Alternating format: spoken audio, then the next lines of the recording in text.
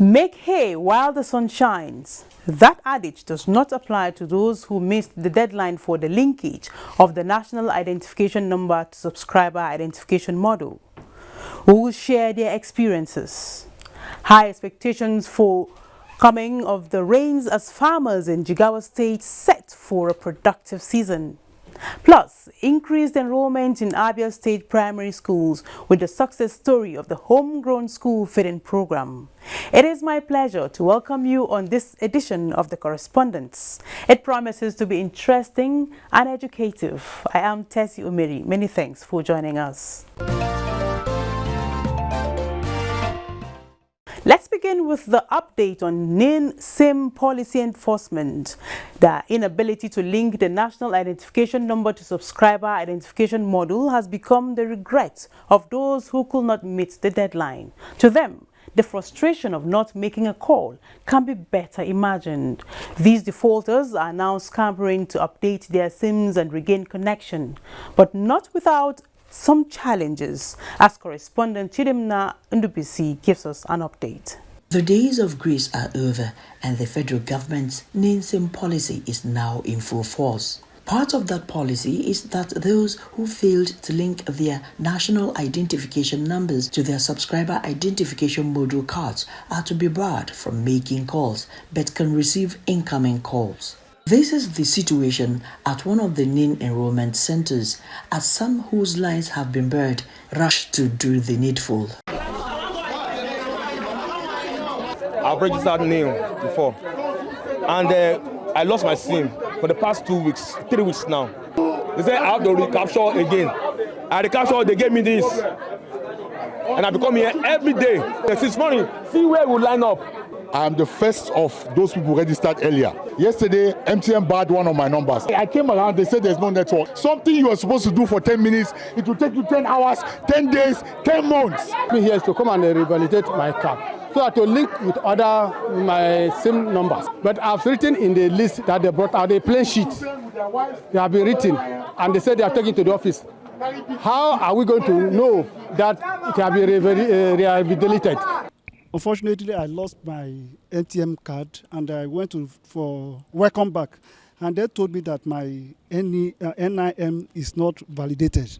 So I have been coming here for the past 3 days. Nothing. This is just 4 o'clock now. They have closed, and we have years. They've closed before 4 o'clock. The way they are going about it, these things, I don't know. We have enough staff there, but their response time is very, very, very slow. Some of my kids are yet to be registered. Even those that are registered, there were a lot of mistakes on their names. And that mistake that they did on their name is causing a lot of problem. Before you should change that name, you spend a lot of money. 62-year-old Daniel Dike, in his condition, wasn't also successful. He says he has been visiting the center weeks before the deadline elapsed.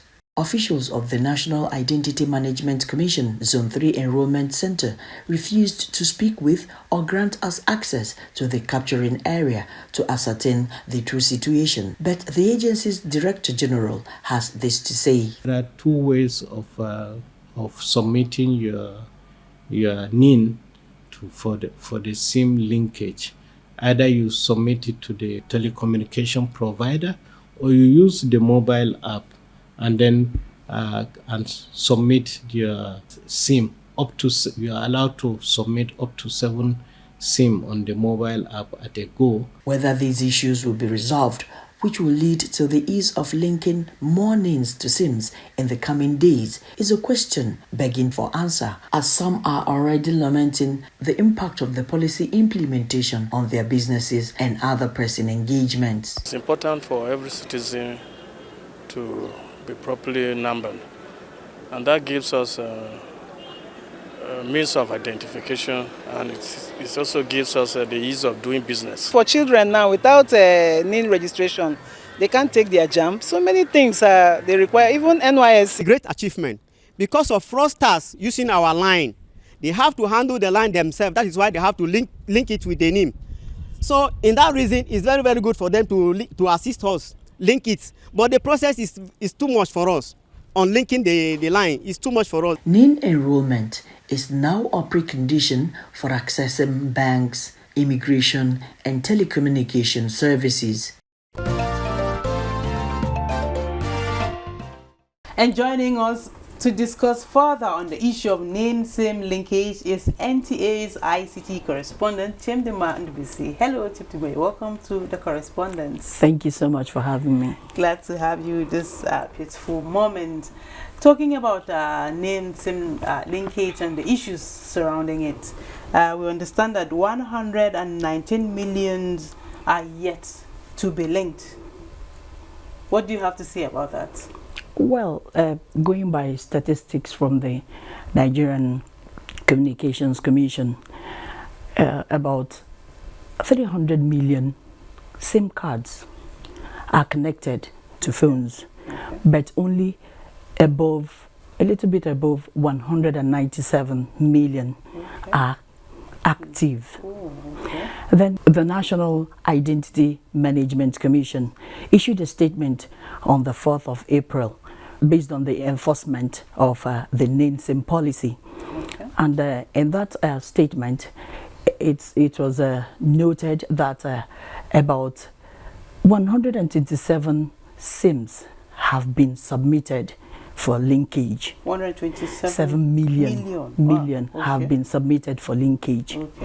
So going by that, when you do that, the maths, do the calculation, you now know the number of people that are yet to be linked, and they are barred from making calls. Are barred or automatically from making calls. Wow. And you visited some of the registration centers, and after the restriction, tell us the languages of the defaulters. How are they faring? I can just imagine. Actually, when I went round to feel the pulse of the people, it was that of agitation, frustration, and so many other issues, because some of them, their lines were barred and they couldn't make calls. Some told me that they were expected to link up with customers, businesses, so many other forms of communications, so they couldn't do that, so they were frustrated. But when they got to the place, because the Minister of Communications and Digital Economy, Professor Isa Ali Pantami, said the enrollment is a continuous process. So anybody that the line is barred can just go to any NIN-SIM registration center and just get the SIM card linked, and automatically the bar will be lifted. Okay, so but for as long as you don't get it linked, there's nothing like making calls. So when there were some cases of people that were registered before time, linked their SIMs, but they lost their phones, like they told me. Some 3 weeks before the NIN-SIM policy was implemented, they were going to from their service providers back to NIN enrollment centers to get their names to get their SIM cards to be linked. So they were saying that they have been linked, their lines have been linked already, but the service providers said they find out that the data is lost, so they are now frustrated. They don't know what the problem is, and in the process of trying to link it 2 weeks before the 4th of April, they couldn't make it. So those were the ones that were very agitated. Even I interviewed somebody that told me that he came all the way from Nasarawa State to link his SIM. You can imagine the desperation. So it's been that of so many emotions, and they were, some of them that were at the center said there was issue of no internet, that they were somewhere there in the morning, but they were saying that the NIN-SIM officials told them that there was no internet. So by afternoon, that when we went to some of the places, they were yet to be attended to. That's one of the another issue. Okay, with all this stress, with all this trauma, I could put it like, because if you can imagine the kind of customer somebody will miss as a result of not getting his calls through and all that, Nigerians are asking, what is the benefit of this policy? They're asking, what is the benefits to the country? The benefits are enormous. The security experts will tell you that it is best for the country to have this, because with this, security operatives can track any crime, any criminal could be tracked when SIMs are linked to NINs. Then, secondly, every other country, most countries have database of their citizens. It helps in planning and other logistics. So these are some of the benefits. Yeah, I can remember there's this issue of mistaken identity.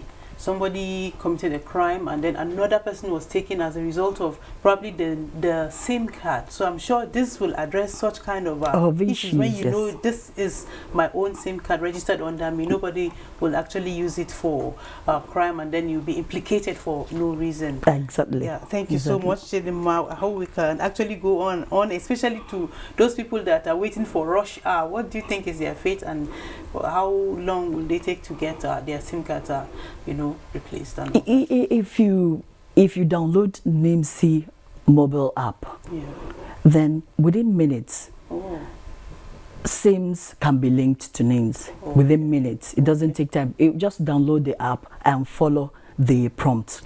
You follow that, the links will be connected. But for those, it's that easy. The problem is for those that don't have NIN.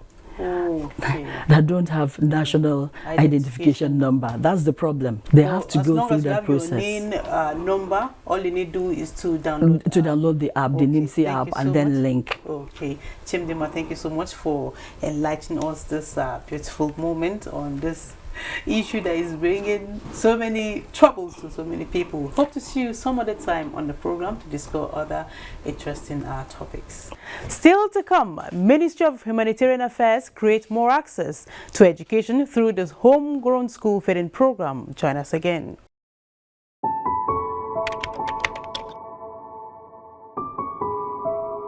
My name is Dr. Faisal Shuaib. I am the Executive Director and Chief Executive Officer of the National Primary Healthcare Development Agency. Earlier today, I took my first shot of the AstraZeneca vaccine. Despite all of the delays, all of the doubts, here we are, Nigerians can finally access the vaccines. I hope that Nigerians will come out and get these vaccines because these vaccines are safe, they're effective, and they truly work.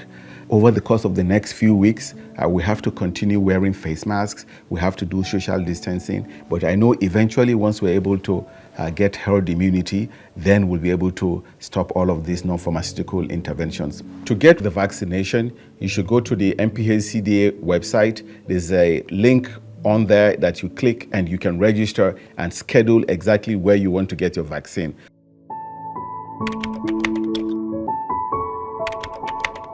Recently, both the President and Vice President demonstrated leadership by being among the first Nigerians to have the AstraZeneca vaccine administered to them on live TV for all in the country to see.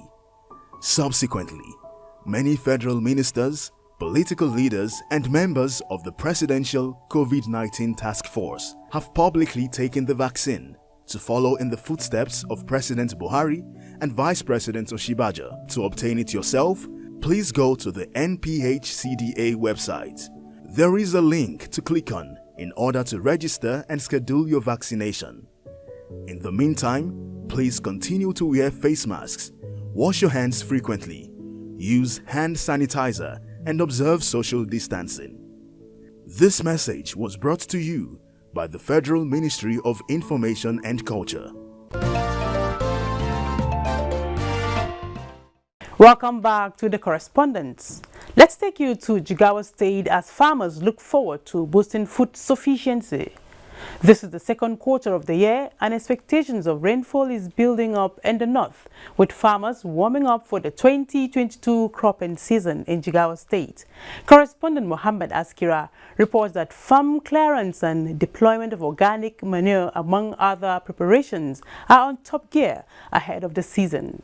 His report. Despite the unpredictable climatic conditions of these days, occasioned by the global warming and its attendant consequences on agriculture, farmers do not take chances. They still welcome rainy season as indispensable food production season with great enthusiasm. Farmers in Jigawa can tell the story better, having suffered flood disaster that occurred at the tail end of the rainy season. And for this, they expect the 2022 season still with that mixed feelings. Before now, we were suffering in this place and we will not get something tangible. But with the support of the government, we now have positive changes and this has restored our confidence in farming. Anybody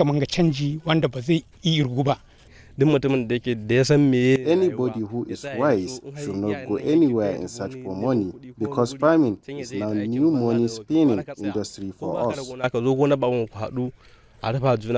Though the Jigawa state government has taken measures that led to the drastic reduction of the flood incidents in the 2021 farming season, no one can tell what the 2022 cropping season holds for farmers in the state.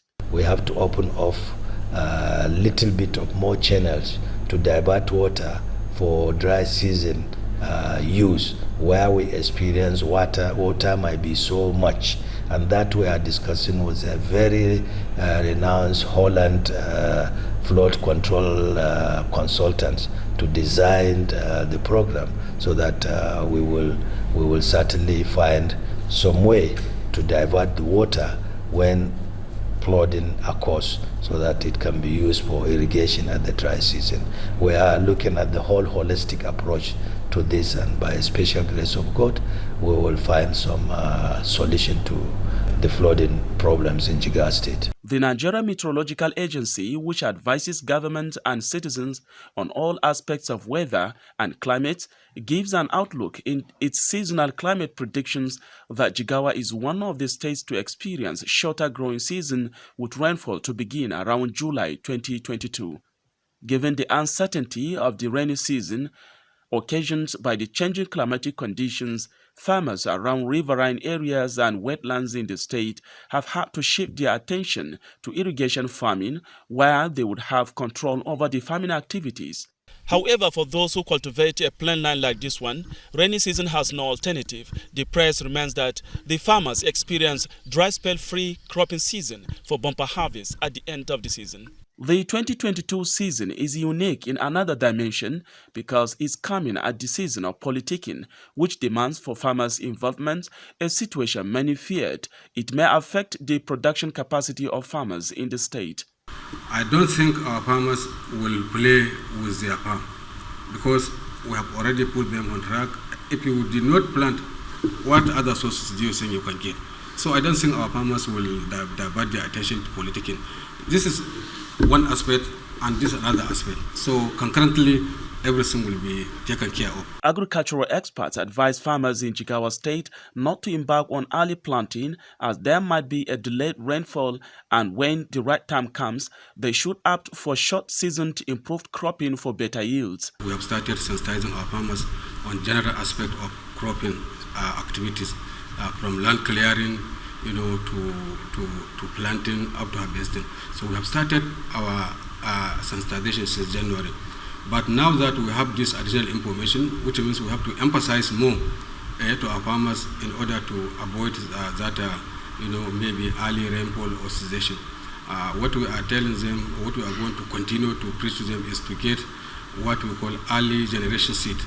We have that kind of seed that will mature within a short period of time. No matter how it comes, farmers keep their fingers crossed for better harvest at the end of the 2022 cropping season. Yes, Jigawa farmers are very optimistic of a bountiful harvest in 2022. That is the spirit. Many thanks, Mohammed. And to education, Abia State government has received more than 397 packs of feeding utensils to improve the lives of school children towards their academic well-being. Minister of Humanitarian Affairs, Disaster Management and Social Development, Sadia Umar Farouk, who delivered the items in Umuahia, urged stakeholders in the National Homegrown School Feeding Program not to sabotage the efforts of the federal government to alleviate poverty as well as create access to education. Correspondent Kingsley Ononiwu has the details. I'm happy to give me food in school, so you make me to be happy. Thank you very much for what they have done. May God continue to bless them. This food they are giving me, they make me learn very well in my classroom. I'm happy that the government is giving me food in the school every day. Those were some of the benefiting school children in Abia State who could not hide their joy over the National Homegrown School Feeding Program.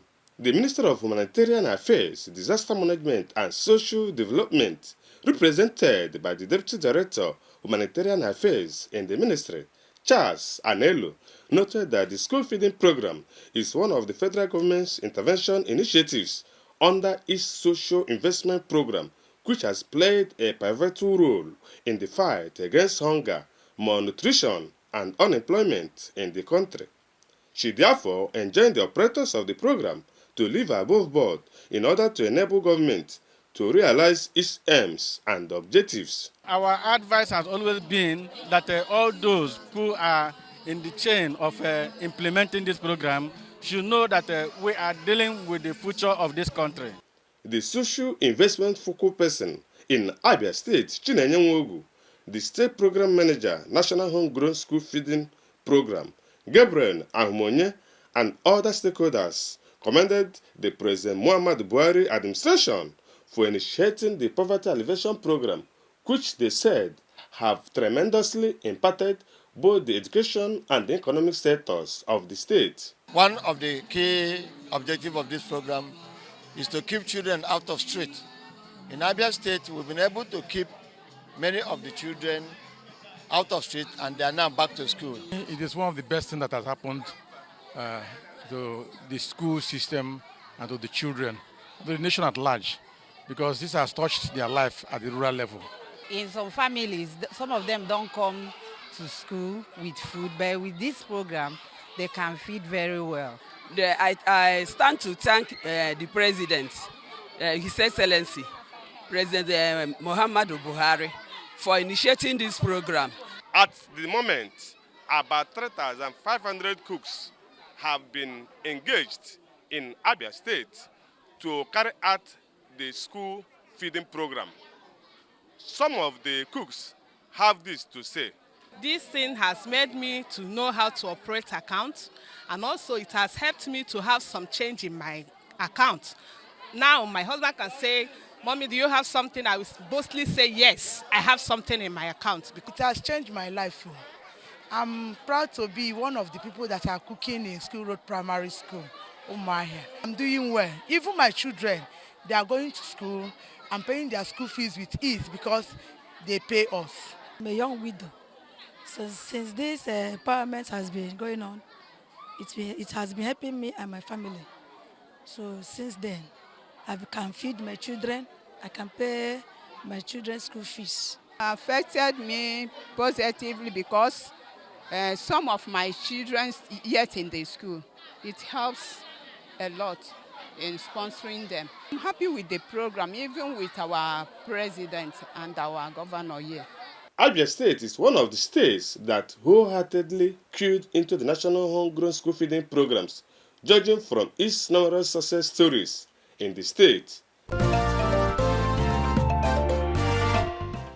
And what better way to alleviate poverty and also lure children to schools, thanks to the federal government's homegrown school feeding program initiative. Well done, Kingsley. And that concludes our correspondence this week. Many thanks for being part of it. Join us again next week, same time on another edition. A reminder that the fight against rape and rapists is still on. Take action and be a star with the NTA. Thanks for watching. Bye for now.